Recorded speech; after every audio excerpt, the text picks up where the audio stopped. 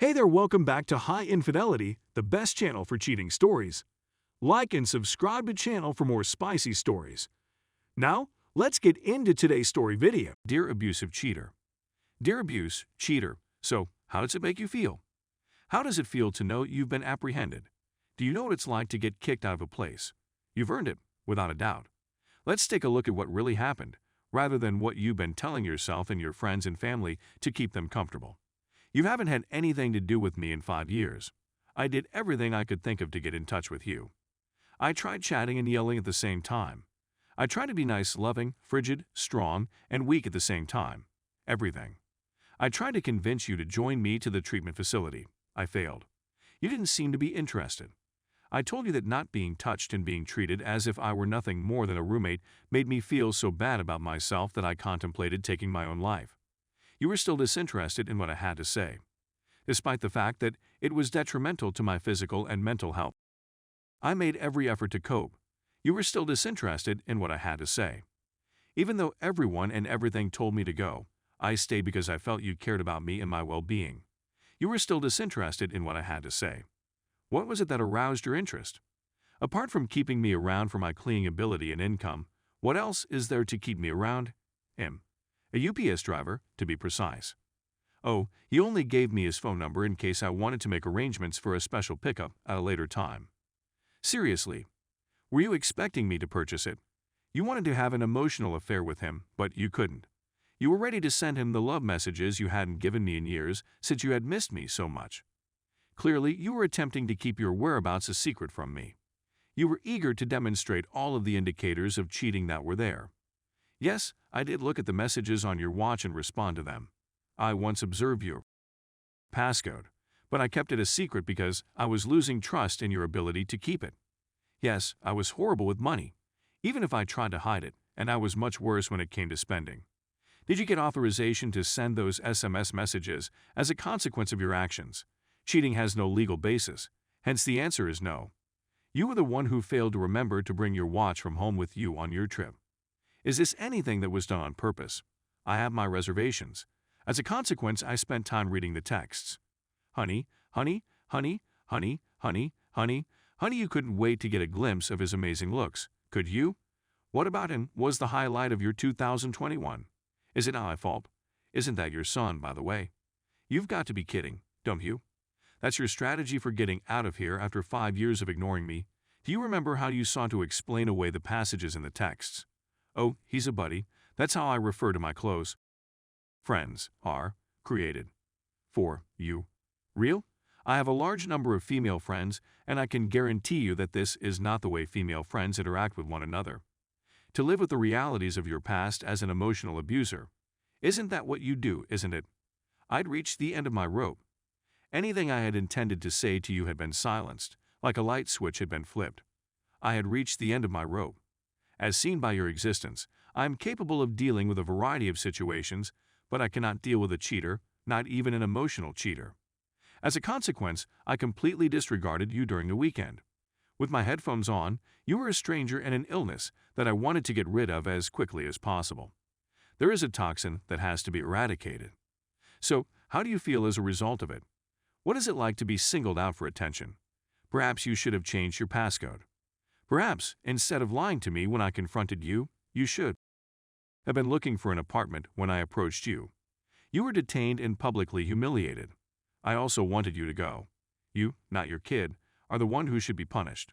I couldn't take the thought of staring at you. You have many years to depart or to work on our issues if you so want. As a result, you decided to have your cake and eat it too, so you could have a good time while I cried in silence. As a consequence, you were the one who suffered. You had to depart early and come home after I had fallen asleep in order to prevent shame on my part. As a result of your inability to address the consequences of your actions, you weren't even able to inform me when you were planning to relocate. I was only given 2 weeks to complete the project. Remember how I had to ask you twice before you agreed? When in the world are you planning to depart? I was the one who was shivering at this point, unfeeling. All I wanted was for you to be gone, and that was all I got. You are no longer a part of my life. I have moved on. I understand that it is not Christian to desire harm on one's rivals. Yet the Bible encourages us to love our adversaries regardless of our differences. But it was entertaining to see you struggle. I can tell you're scared. You were conscious of the fact that you had nowhere to go. Knowing that you had to deal with an expensive automotive payment was a burden. Let me give you an example of how having bad credit came in useful. What I enjoyed about you was how you had to hide behind your son's horrible girlfriend, too terrified to even stand out for yourself. Where has all of the icy indifference disappeared to? What happened to the, "Meb, I'm not sure and I'm not sure I want to," right now?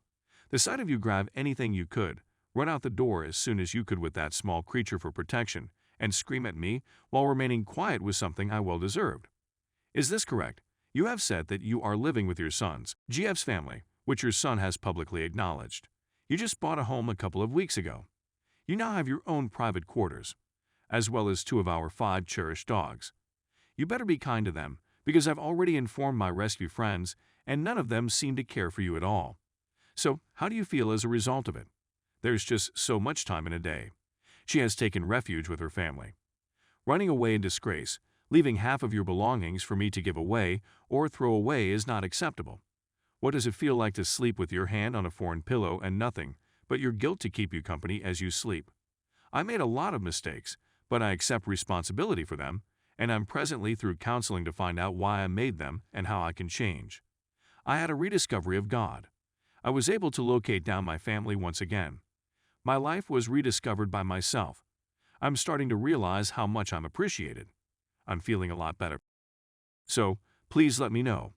What emotions does it elicit in you? Do not worry, you have already been barred. Update 1. My ex-kid roommate surprised me last night when he showed up to pick up the remaining 2 boxes of stuff he had left behind in the apartment.